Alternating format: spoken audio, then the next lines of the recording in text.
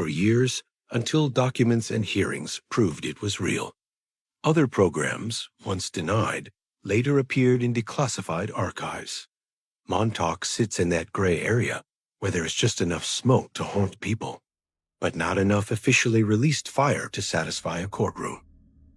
It was the most secret program ever conducted by the CIA in the United States. Patients at psychiatric hospitals, prisoners in federal institutions, and even people in the public were given drugs without their awareness or consent and experimented upon. The whole thing was basically discovered because of a whistleblower named John Marks, who wrote the first book really about the program called The Search for the Manchurian Candidate. There were congressional hearings here in the United States in the mid-70s after it had been exposed.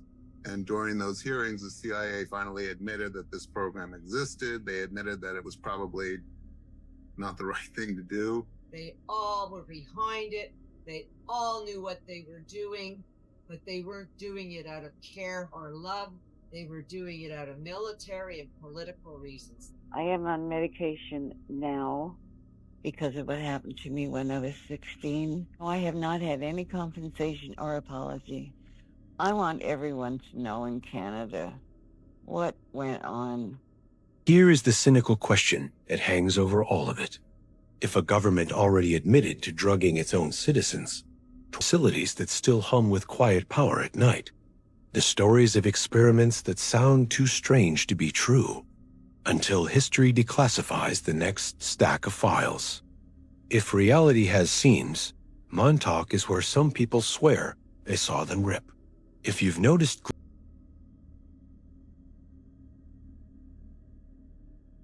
The other day I stumbled on this old rumor about KFC using genetically modified chickens.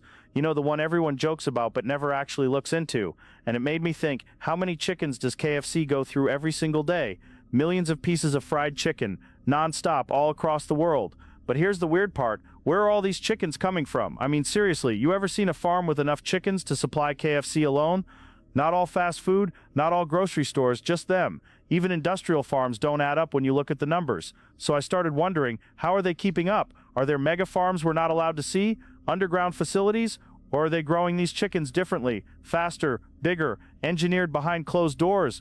And then there's that story people swear is fake, the one about KFC being forced to stop calling it Kentucky Fried Chicken because the birds weren't technically chickens anymore. They deny it, of course, but I don't know. The timing is weird. I'm not saying they're serving lab-grown creatures. I'm not saying there's something sinister going on. I'm just saying, when was the last time you actually saw where your drumstick came from? Because if these aren't normal chickens, then what are they?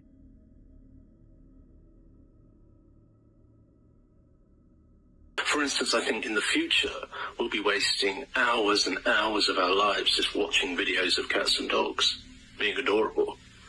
And we'll share those videos with our friends.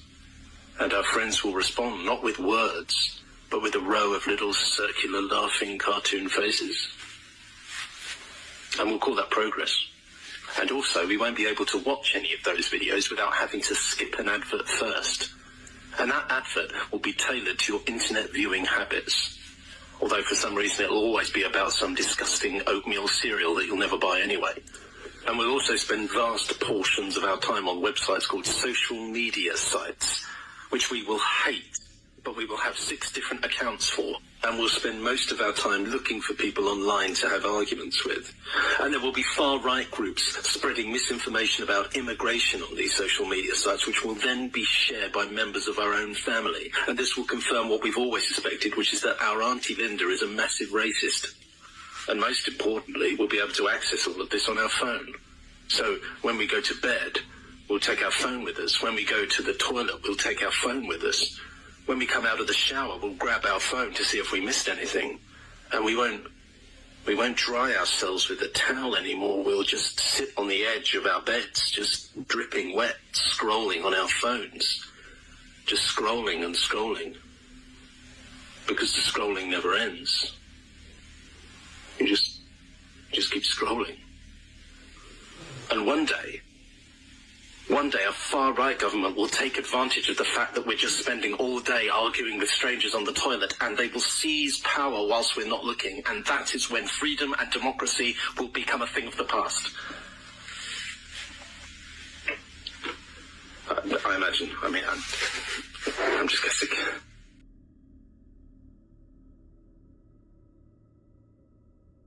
So the pyramids are crazy, right? We all know this. But did you know, like, the actual facts about them?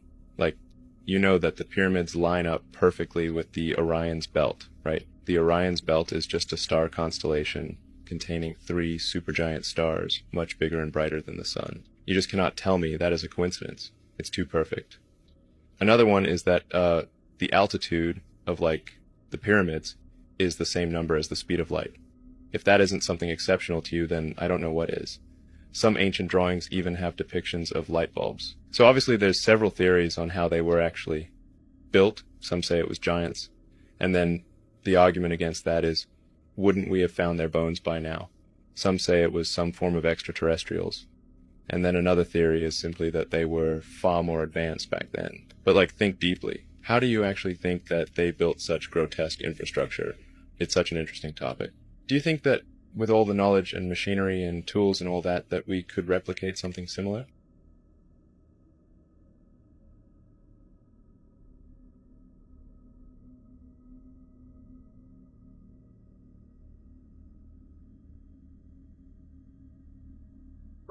Mercury is a living substance. It's just like water. And red mercury, when you put it in front of a mirror, you won't see the reflection. If you take mercury and you spin it in a circle like this, you create voltage. This is what, when you look at the old world buildings, the cathedrals, they had these orbs up on top of these cathedrals.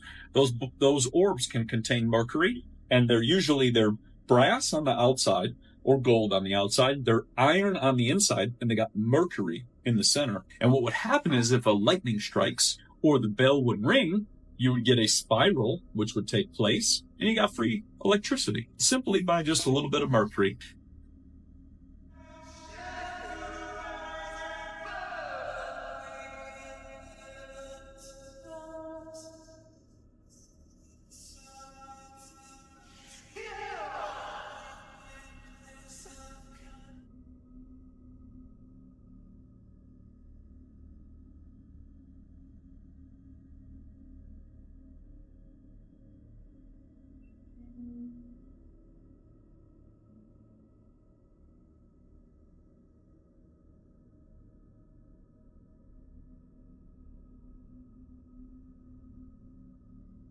The Ark of the Covenant was discovered, and they didn't want you to know.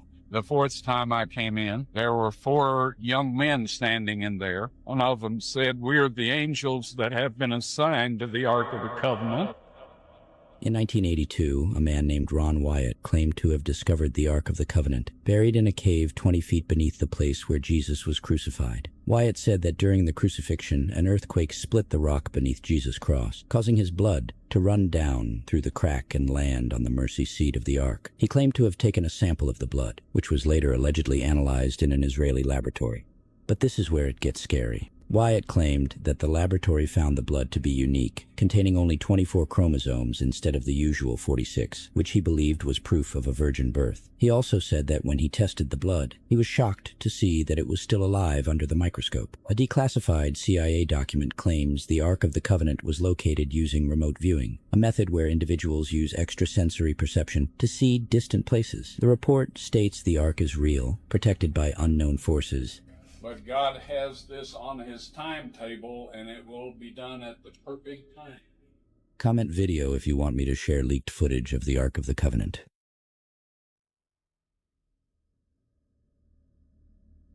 The pyramids of Egypt were not made by humans. You wouldn't believe me, would you? But listen to this. These ancient marvels that have stood the test of time, over 4,500 years old, and yet so perfect, so precise. It's hard to believe that they were built by humans without any of our modern technology. Some say it wasn't humans who built these pyramids, but aliens, extraterrestrials with advanced technology that we can't even comprehend. Sounds far-fetched? Maybe, but it's a theory that's out that gets even crazier.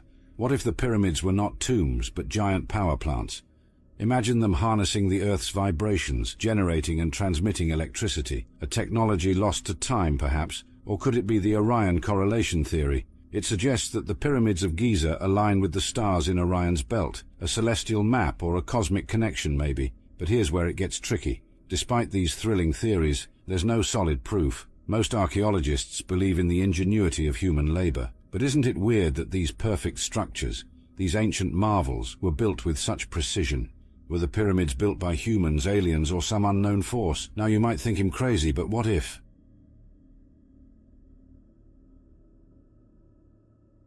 A new eyewitness testimony from Dr. THRLL on the Varginha UFO case. The neurosurgeon that had close contact with this being, right? Check it out, it is incredible. 6 anos. E em 1996, no dia 20 de janeiro, eu fui chamado para ver um paciente, né? E quando eu fui ver, não era um ser do nosso planeta, né? Que fui chamado eventualmente para dar minha opinião sobre o caso, e eu vi o caso sob o ponto de vista médico. Consciente, sem dor, sem sangramento, respirando bem, muito calmo, muito tranquilo, parecia uma criança de uns 7 anos, branquinho, não tinha mau cheiro, a cabecinha grande, mas em forma de gota, né? Boca pequenininha, uma das mãos estava dentro de um campo e outra para fora. O olho não era vermelho, estava lilás, também em forma de gota, e me olhou de uma maneira muito tranquila, não estava agitado, não estava agressivo, não estava com dor, e na minha opinião não estava com medo também. Na minha opinião, estava entendendo o que estava acontecendo ali. É um olhar muito bonito de ver, um olhar assim sem julgamento, né? 2 vezes ele olhou para mim, olhou para a janela, olhou para mim outra vez. Eu senti assim, eu fiquei próximo dele, né? 1,5 metro, assim, não toquei nele, mas eu fiquei próximo. E a maneira de olhar é uma maneira assim que ele parece que era uma inteligência maior do que a nossa, do que a humana, né? Que ele estava entendendo, apesar de ele estar assim numa situação de defesa, ele não estava com medo, ele estava entendendo o que estava acontecendo, né? Possivelmente deveria ter algum propósito, alguma coisa para estar fazendo o que ele estava fazendo. E a verdade é que eu sou testemunha ocular, eu vi o ser sim.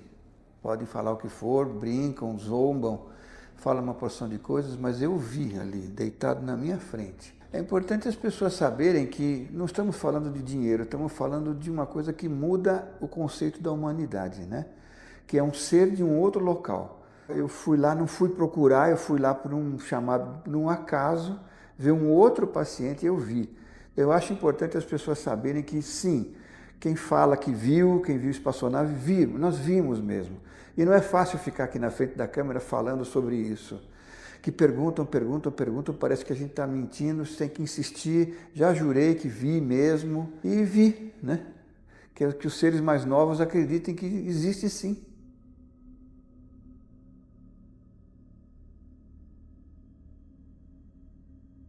So they say they've been here many, many times. They talk about when we used to have 3 spaceports here. They talk about what we call Stonehenge. They call those transport portals. They talk about the fact that there used to be huge civilizations here, that we had major trading posts in and out of here. The Earth was a way station between other constellations. When they had the Great Migration because of Lyran Wars, Earth was a stopover place, so there was many, many different types of species here then, and then of course they left from here to go someplace else. So that, you know, they look at a lot of our history in that way. You know, one of the interesting things is we have a, Göbekli Tepe, right? And they say, well, that used to be a spaceport. And I thought, well, that's interesting. I would not have gone there. But they, you know, they say to us, well, look at what you do, right? And we do. Our airports have carvings of representative of the area, and we have these tall ceilings to represent space and all these other things. And they said that's exactly what that was, that they're just uncovering the lobby to a great spaceport. And, you know, so then the question begs, what happened? And they said, well, we had a great war that came here. And so weapons were used that destroyed, you know, whole territories. And so, you know, here we are. But they say there was another one near Nazca. And, you know, it's interesting that we're finding lots of different mummies there now. Does that account for different species that came in and out of there? And then apparently there was one somewhere in Japan.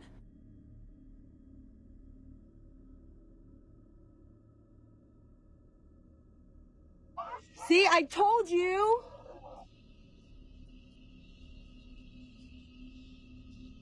That's straight up, you guys. I told you. See, I'm not losing my mind.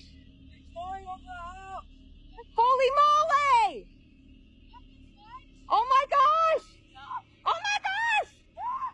Oh my gosh! Look, that's an actual helicopter. I can see it.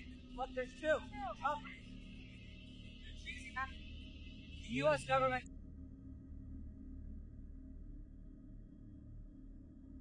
Giants were petrified after the Great Flood. There are several mountains and islands that seem to look too humanoid to be random formations. There is even a movie called Moana, where there was an island that was a sleeping giant woman. We all know of the story about the Nephilim giants in the Great Flood.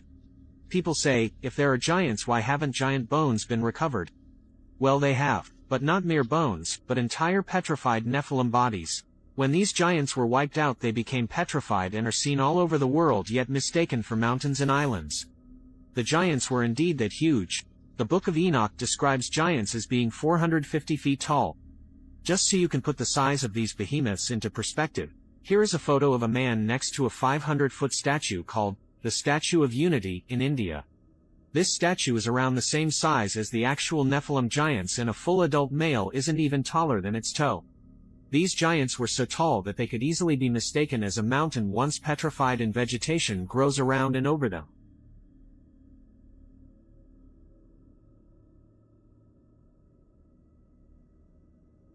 Y'all need to see this video. It was posted recently, but it's of this light orb, and wow.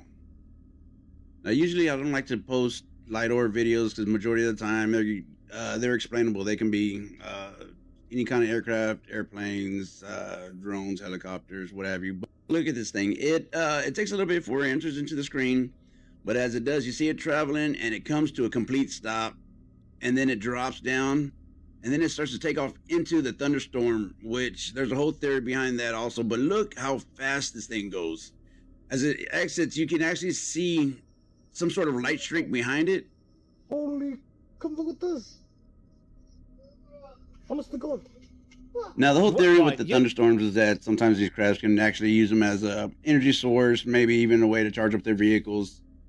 I'm not too sure exactly what's going on here. It can be using some sort of tools to maybe measure something with, or it could just be taking a cruise through the lightning storm just to see what it can do. But regardless, I want to know what you think. What do you think about this video? And what do you think about the whole theory with the thunderstorms? Let me know.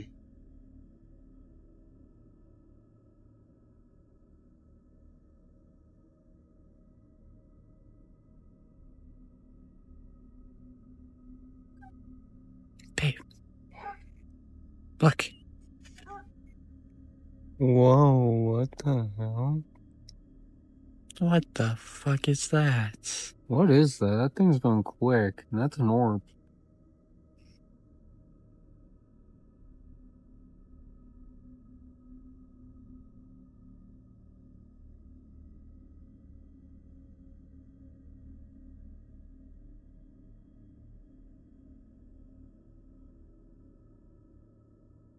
Think the Book of Enoch is interesting, wait until you hear the Book of Giants. The Book of Giants was discovered in 1947 in the Dead Sea Scrolls discovery. The manuscript is dated to the 2nd century BC at the earliest, but could be much older. The same narratives as mentioned in the Book of Enoch of the fallen angels, their corruption of mankind, and their destruction through the flood of Noah is mentioned all throughout the Book of Giants. The scroll was found deteriorating, leaving only fragments of text, but the pieces of text we do have hold incredible information. The Book of Giants describes in great detail the fallen angels corrupting the genetics of all flesh that was on the earth. It tells us specifically in one of the fragments, fragment 1Q23 1+6, 200 donkeys, 200 asses, 200 rams of the flock, 200 goats, 200 beasts of the field, from every animal, from every bird, were selected for miscegenation. Miscegenation refers to the mixing of races or species, particularly in the context of sexual intercourse. The next text that follows makes it absolutely clear that this wasn't referring to different species breeding with each other, but actual cross-species genetics involving the seed of the fallen angels themselves. It's important to notice that giants and monsters are referred to in unique, distinct references. We know from Genesis 6:4 that when humans and angels mated together, that the offspring they produced was giant humans, half human, half fallen angel. Fragment 4Q531-2.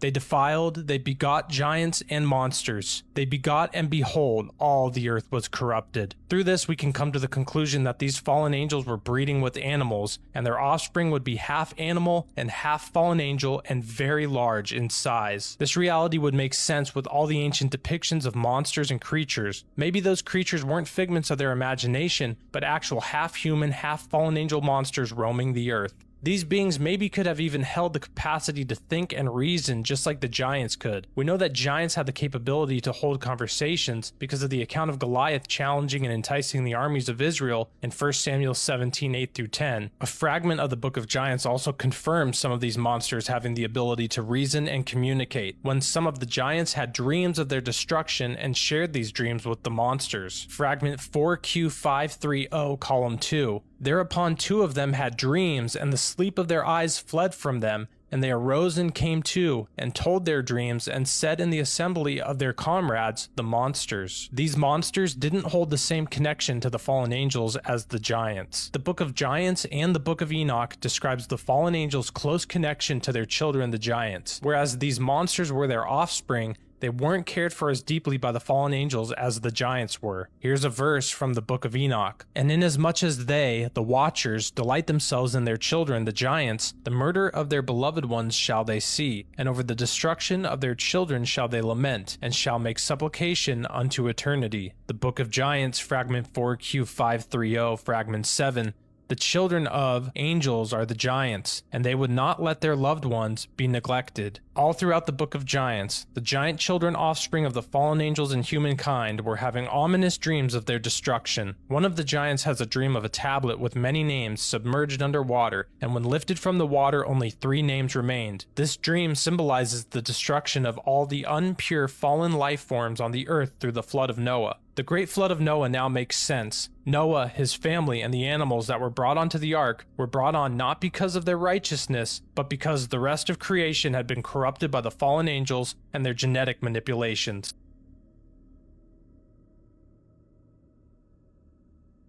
The Book of Enoch provides an account of historical events leading up to the Great Flood at the end of the last ice age. This Hebrew text tells a story of the Watchers. The Watchers were sent to Earth to protect humanity and watch over them. In biblical terms, they were called fallen angels. The Watchers became infatuated with human women and began getting very close to them. The Book of Enoch tells that they had children. The children of the Watchers and humans were called the Nephilim. The Nephilim were said to be giants and savages who ate humans. Giants appear in almost all folklore and mythology from every continent and religion, which begs the question, is there any truth to it?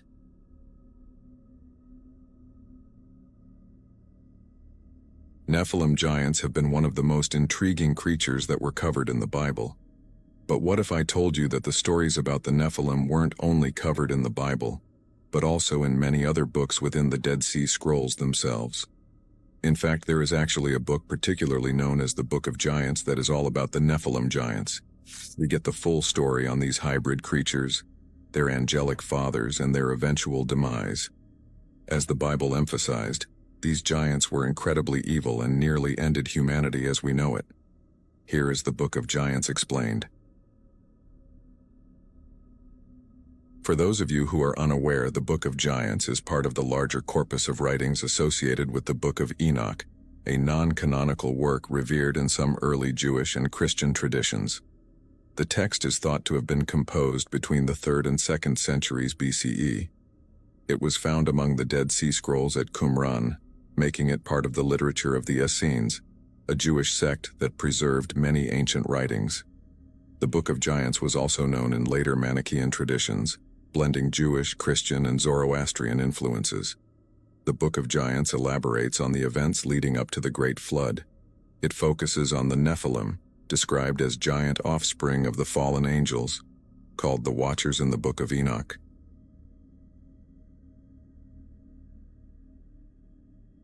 So after the angels come down from heaven, the world just plunges in absolute chaos. There's literally women giving birth to giants because of angels. But my question is, what did they even do here on Earth? There's this thing called the Dead Sea Scrolls. They found this in a cave.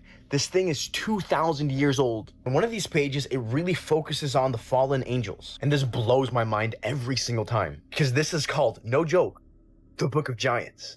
In this book, it talks about how the angels bring both knowledge and havoc. The angels exploit the fruitfulness of the earth. Now, when I hear this, I think they were building empires. I mean, could you imagine a city built by angels? But that's not even the most interesting thing, because there is this one sentence. It talks about the angels taking 200 animals from all species and genetically modifying them. I'm not kidding. In other words, it says right here, from every animal, from every bird, for miscegenation. Miscegenation means crossbreeding. It's genetics. It's the highest form of science, and it kind of makes sense, actually. The angels were making their own creations. They were playing God. And that just begs one question. What would a fallen angel ever want to make?